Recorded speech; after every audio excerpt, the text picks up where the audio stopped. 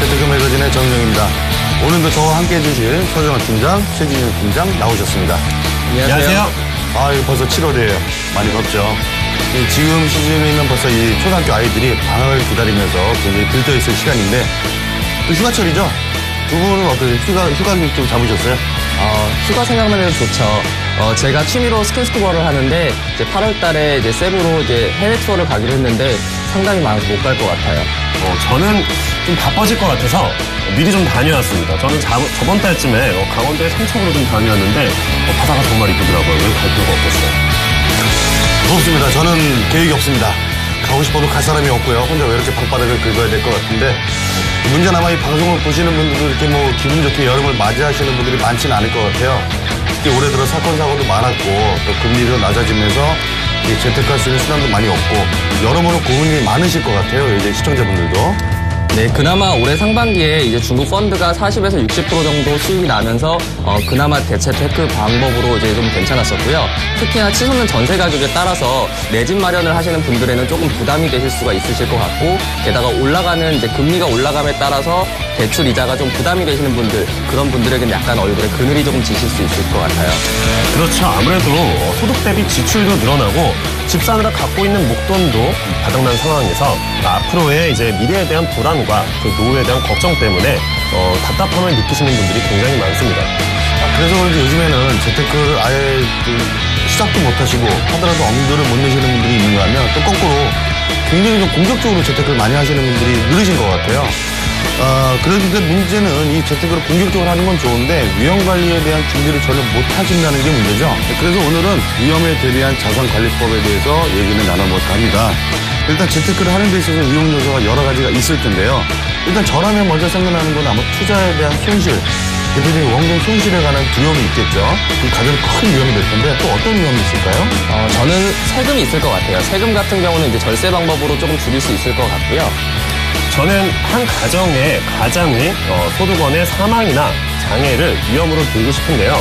이 경우는 설마 내가 하는 생각을 하다가 어려움을 당하시는 분들이 굉장히 많아요.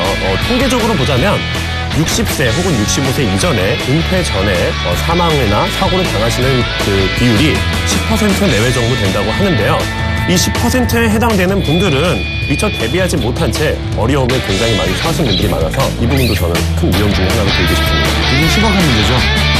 오늘 그러면 최진영 팀장님께서는 깨알같은 자산관리법 시간에 그와 관련된 정보를 전해주시나요? 네, 설마 내가 하는 마음이 얼마나 위험한지 좀 알려드리고 싶습니다. 그럼 우리 서 팀장님께서는 그런 거에 대한 위험에 대비한 거 친절한 컨설팅을 통해서 방법을 좀 알려주시나요? 네, 저는 이제 가족을 지키기 위한 위험 관리에 대해서 컨설팅 사례를 통해서 알려드리도록 하겠습니다. 그렇군요. 우리 시청자님도 방송을 보시고 많이 좀 도움이 되셨으면 좋겠고요. 방송을 보시다가 저희들이 하는 말을 보시고 저거 내 얘긴데 또는 나도 저런 상담을 받아보고 싶다. 좀 컨설팅이 필요하다. 이런 분들이 좀 계실 텐데요. 그런 분들은 전화 02-3153-2669번 또는 문자 013-3366-0110번으로 연락처를 남겨주시면요. 저희가 상담과 컨설팅을 진행해드리도록 하겠습니다. 그럼 지금부터 재테크 매거진 시작하겠습니다.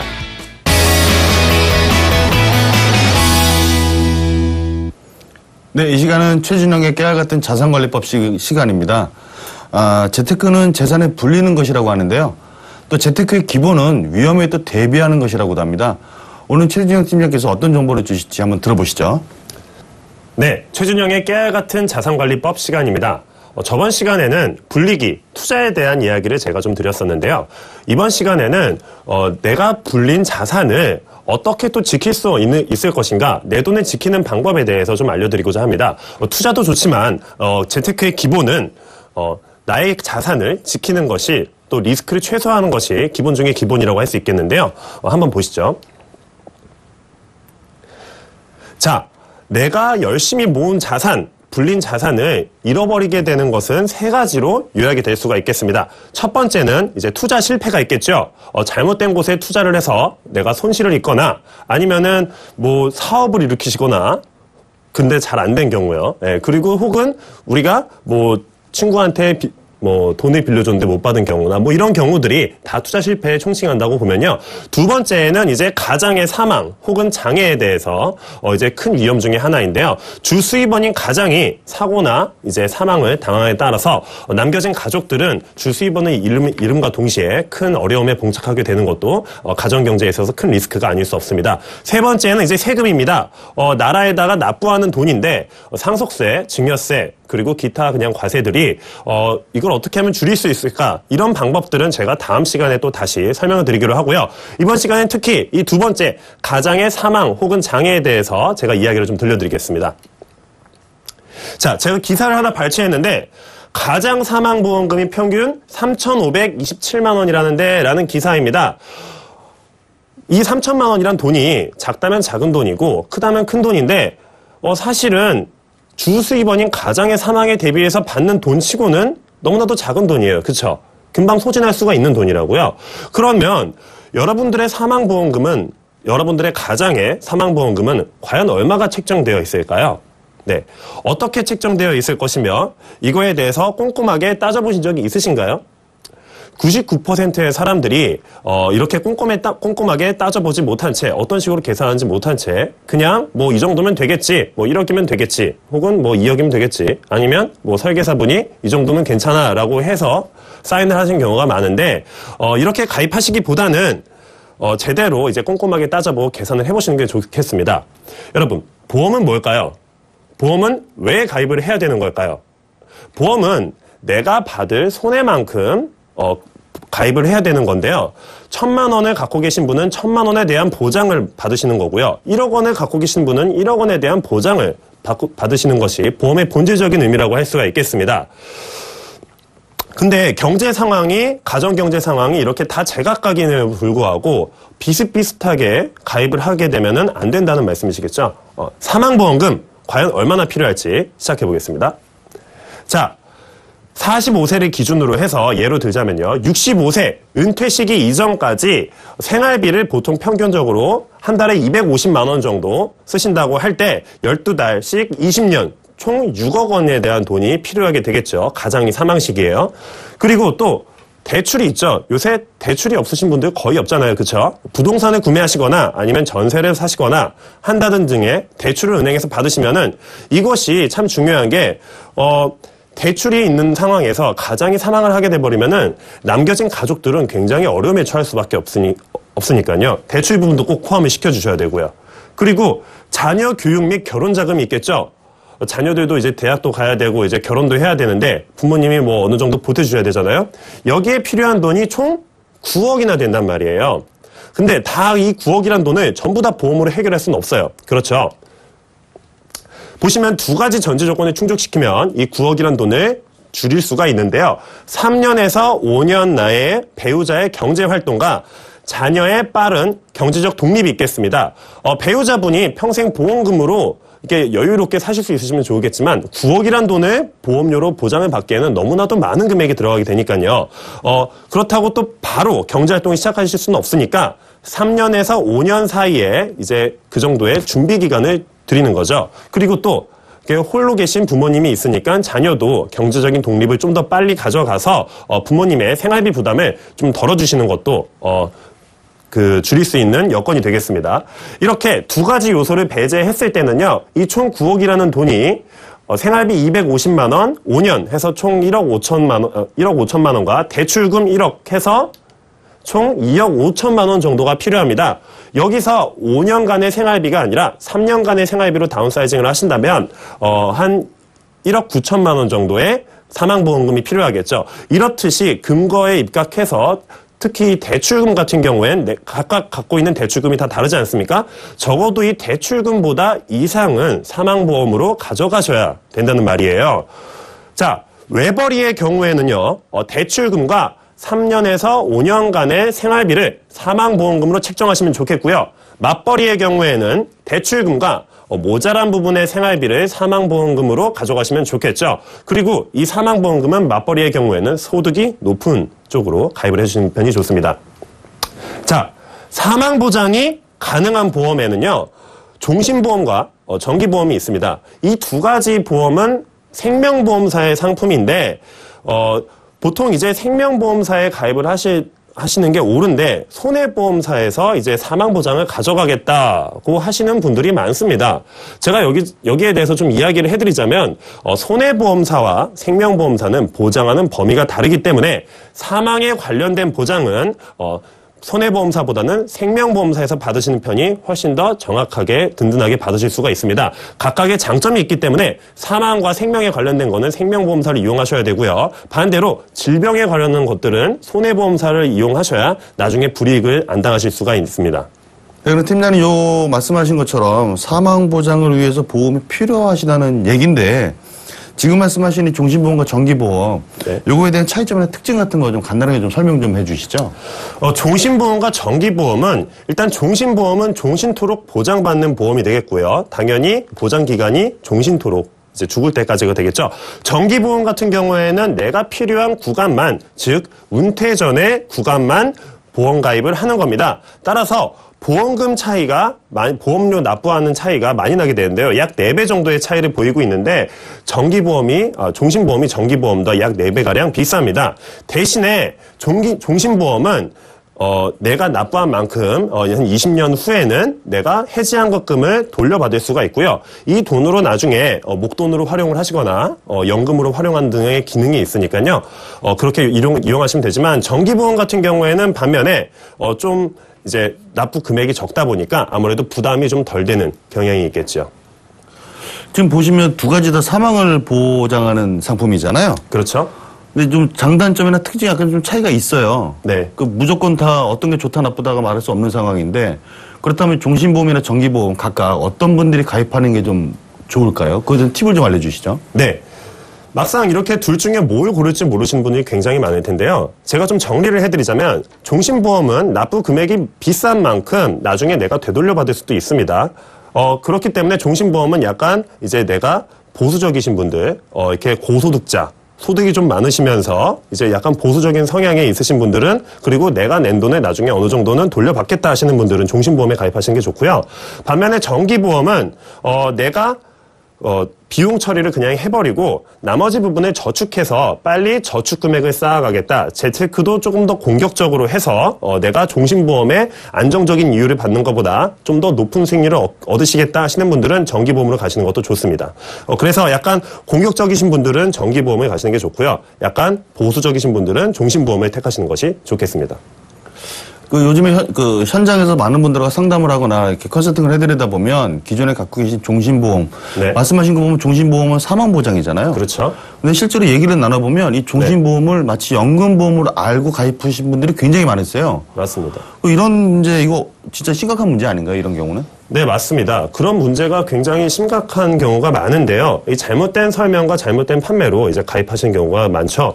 보시면은 종신보험 같은 경우에는 저축의 기능도 있지만 이것이 주가 되는 게 아닙니다. 종신보험은 어디까지나 사망 보장을 주로 하기 때문에 사업비도 일반적인 저축성 보험에 비해서 많이 부과를 하게 되죠.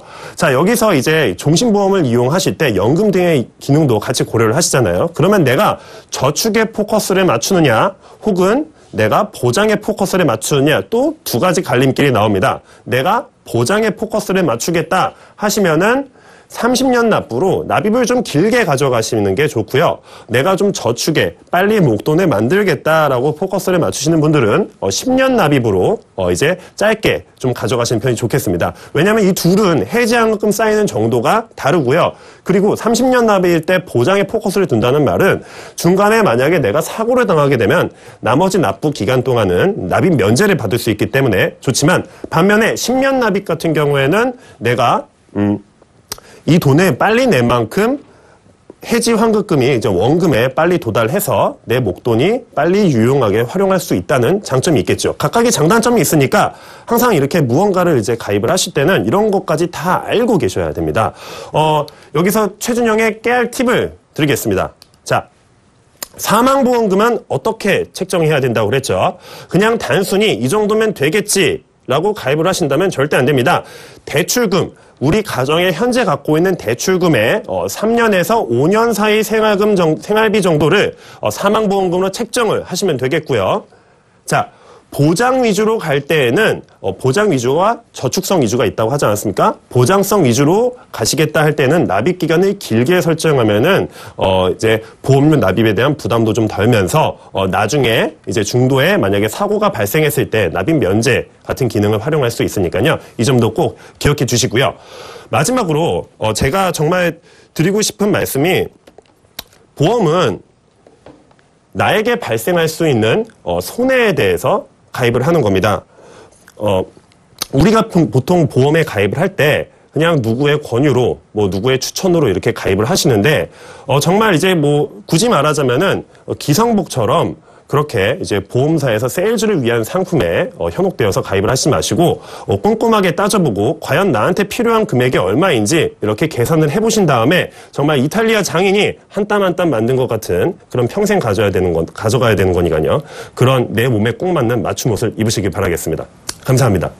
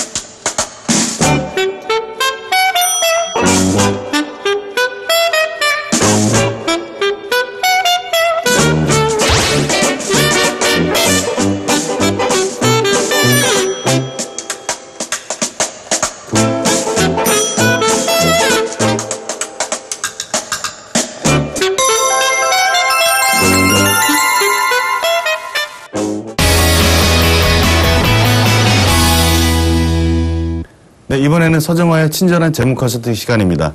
그 전에 재무 상담이나 컨설팅이 필요하신 분은 아래에 나가고 있는 전화 또는 문자로 상담 신청해 주세요. 저희가 언제든지 상담이나 컨설팅을 도와드리도록 하겠습니다. 이번에는 서정화 팀장님이 진행해 주실 텐데요.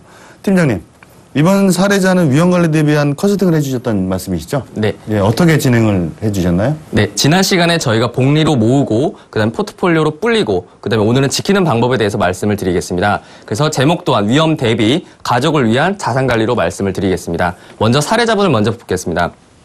사례자 가족 구성원은 네 분으로서 이제 45세 남편 직장인이시고요. 그다음에 40세 아내 주부시고요. 그다음에 아들과 딸 이렇게 두 자녀로 되어 있습니다. 이분들의 현금 흐름을 봤을 때는 근로소득이 500만 원으로서 전체 금액을 전부 다 근로소득으로 이제 발생을 하고 계셨습니다. 이제 근로소득이 전부이면은 이제 그 후에 은퇴 후에는 소득 대체가 없기 때문에 임대소득이나 연금소득 이제 그 부분을 이제 증대시키는 데 말씀을 좀 드렸고요. 이자소득이나 배당소득도 추후에 준비를 할 수 있도록 그렇게 말씀을 드렸습니다. 이분들의 전체적인 지출은 정기지출 250만 원, 비정기지출 50만 원으로 구성이 되어 있고요. 그다음에 저축으로 200만 원을 하고 계셨습니다. 이분들 같은 경우는 저축을 따로 하지 않으시고 그냥 CMA에다가 돈을 모아 놓으셨습니다. 이분들 같은 경우 미래 예비 자금 계획으로 이제 뭐 생활비라든지 뭐 연금 노후나 이런 것들을 준비하셔야 되는데 그런 것들이 전혀 되지 않으신 상태로 그 CMA에다가 모든 돈을 넣어 놓으셔가지고 그 부분들이 약간 걱정되고 우려되는 부분이 있었습니다. 그래서 미래 예비 자금 계획을 봤을 때는 이제 남편분은 45세로서 지금 회사를 다니고 계시고 65살까지 이제 다니시는데 그 전에는 이제 은퇴라는 것이 이제 발생할 수 있고요. 그 다음에 자녀 아들이나 딸 같은 경우는 12살에서 10살로 이제 20살까지 되었을 때 성년이 되는 그런 과정을 거치게 됩니다. 근데 이런 분들이 지금 전부 다 근로소득 자체가 다 발생하고 있는 가장이 갑자기 돌아갔을 때는 걱정되는 부분이 많이 있습니다. 그럴 때는 가장 걱정되는 거는 자녀분이 10살, 12살 이 자녀분들이 성장을 하는 기간 동안 그 다음에 어머님께서 성장하시는 동안 어머니께서 기간 자체를 흘러가시는 동안 생활하실 생활비가 일단 부족하시게 되고요. 생활비 같은 경우는 지출하고 계신 금액 250만 원 그리고 12개월 동안 약 10년 자녀분들이 성년이 될 때까지의 최소 비용 이제 생활비가 약 3억 정도가 필요하고요. 그리고 가지고 계신 대출 1억이 또 위험한 요인으로 작용하고 있습니다. 그리고 아이들이 자녀가 커서 나중에 은퇴 또는 은퇴 이후에 결혼하거나 그 전에 결혼을 하게 되면 결혼자금, 물론 이 부분 같은 경우는 아들 1억, 딸 1억 이렇게 준비를 해서 약 2억이 정도 필요하고, 그다음에 자녀분들이 성년이 되는 과정에서 교육비가 약 1억 정도가 또 필요하겠습니다. 그러나 이런 전체적인 부분에서 최소한 생활비 그리고 대출 부분만큼은 가져가셔야 될 것 같고요. 이런 금액 자체를 갑자기 소득원이 갑작스러운 일이 발생해서 돌아가시게 되거나 안 좋은 일이 발생을 하셔서 소득이 없어지시면 주부였던 어머님께서 나가서 일을 하셔야 되고, 아직 성년이 되지 않는 미성년들이 나가서 일을 해야 되는 상황이 발생을 하고, 또한 교육조차도 제대로 받지 못하는 그런 상황이 발생할 수 있겠습니다. 그래서 최소한 생활비 부분을 보장하셔야 되고, 그리고 대출 부분까지는 보장을 하셔야 되고, 조금 더 약간의 여유가 있으시다 하면 교육비나 또는 결혼 자금까지도 이제 소득원이 갑작스러운 일이 발생했을 때를 위해서 대비를 하시는 게 좋을 것 같습니다. 네, 팀장님, 이 사례자 같은 경우 그럼 종신보험을 컨설팅을 해주셨다는 말씀 같은데, 그럼 종신보험도 크게 두 가지로 나눠지잖아요. 투자가 되는 변액종신이 있고 공시율로 굴러가는 일반 종신보험이 있는데, 이분 같은 경우는 어떤 종신보험을 권해주셨나요? 이제 아무래도 투자 상품이 이제 변액종신하고 안정형의 이제 공시이율 형태가 있는데, 이제 어머님 같은 경우는 이제 안전한 걸 원하셨기 때문에 투자 형태가 아닌 안정형 종신보험으로 선택을 하셨습니다. 안정형 종신보험은 공시이율로 돌아가기 때문에 종신보험 시에 이제 종신 시에 갑자기 돌아가셨을 때 사망보험금이 정해진 액수대로 그대로 나오고, 만약에 변액 종신 같은 경우는 이제 투자를 하기 때문에 투자 수익이 좋지 않거나 그럴 경우에는 이제 위험할 수 있는 부분이 있기 때문에 해지환급이 실제로 없을 수 있는 부분이 있기 때문에 그런 부분들이 걱정돼서 공시이율로 하셨고, 그래서 보고 계신 시청자님들 같은 경우도 꼭 변액종신 보험을 가지고 계시다면 해지환급금을 꼭 한번 확인해 보시면 좋으실 것 같습니다. 네, 팀장님, 일반적으로 종신보험의 보험료가 좀 비싼 편이잖아요. 종신보험 말고 이분 같은 경우 다른 대체안이나 대안 같은 건 없었나요? 종신보험 말고 정기보험으로도 가능하십니다. 정기보험으로 가능하시고, 그리고 연금액을 늘리셔가지고 저축을 늘리신 다음에 그 부분을 상기하시면 되는데, 이제 안전하게 종신보험으로 가시고, 그리고 은퇴 후에 결혼이라든지 또는 노후에 그런 부분들을 활용하기 위해서 종신보험으로 가입을 하시게 되었습니다. 그럼 이 사례자분 같은 경우는 종신보험으로 가입하셨고 일반형으로 가입하셨기 때문에 해지환급금은 차곡차곡 쌓아 나갈 것 같은데, 실제로 이 사례자분은 은퇴 나이 시점이 되면 상당히 목돈이 좀 만들어질 것 같아요. 이분 같은 경우는 그 자금을 어떻게 하실 계획이시죠? 이분 같은 경우는 이제 보시면은 이제 소득 보장 자체가 종신보험으로 3억이 쭉 가십니다. 그리고 약 3억이 도달하는 시기인 13년 동안 이제 130만 원을 저축하셔서 이제 약 수익률 8%를 운영을 하시고, 그리고 13년을 운영하시면 약 3억이 되시기 때문에 전체적인 금액 자체가 3억이 도달하셔서 이 종신보험과 이 저축을 같이 가져가십니다. 그리고 이 종신보험을 가져가시다가 이제 자녀들이 결혼할 때는 해지 환급금이나 이렇게 활용도 하시고, 그 다음에 저축은 그대로 가져가셔서 연금이나 노후 형태로 또 활용하실 수도 있겠습니다. 여기서 서정화의 친절한 팁을 말씀을 드리겠습니다. 종신보험으로 소득원의 부재 대비하시기 위해서는 종신보험으로 가입을 하셔야 되고요. 종신보험이 만약에 성향에 맞지 않으신 분들 같은 경우는 정기보험이나 연금을 같이 활용하셔서 이제 준비를 하시면 되겠습니다. 그리고 종신보험을 가지고 계신 분들 같은 경우는 소득원의 은퇴 후 결혼자금이나 또는 상속재원으로 활용을 하시면 그 부분에 대해서 다양하게 활용하실 수 있으실 것 같고요. 그 다음에 복리의 활용으로 저축액을 확보하시면은 종신보험을 중간에 해지하시거나 해지환급금으로 활용을 하시더라도 저축액이 모여있기 때문에 노후나 그런 부분들이 전혀 문제가 없을 것 같습니다. 네, 서정화 팀장의 친절한 설명 잘 들었습니다. 오늘은 위험관리에 대한 내용을 알려드렸는데요. 재산을 모으고 불리는 것도 물론 중요하겠죠. 그보다 더 중요한 것은 한 가정이 무너질 수 있는 가장 기본적인 위험에 대해서 대비를 하는 것입니다. 시청자분들 재테크 열심히 하시는데요. 꼭 이 방송 보시고 재테크 하시는데 많이 도움이 되셨으면 좋겠고요. 하시다가 또는 하고 싶어서 했다면 결과가 잘 안 나오실 분들, 이런 분들 상담이나 컨설팅이 필요하실 텐데, 이런 분들은 방송 끝난 후에도 전화 02-3153-2669번 또는 문자 013-3366-0110번으로 연락을 주시면은요, 저희가 상담, 컨설팅 도와드리도록 하겠습니다. 자, 그럼 지금 재테크 매거진 오늘 시간은 여기까지입니다. 시청해 주셔서 감사합니다.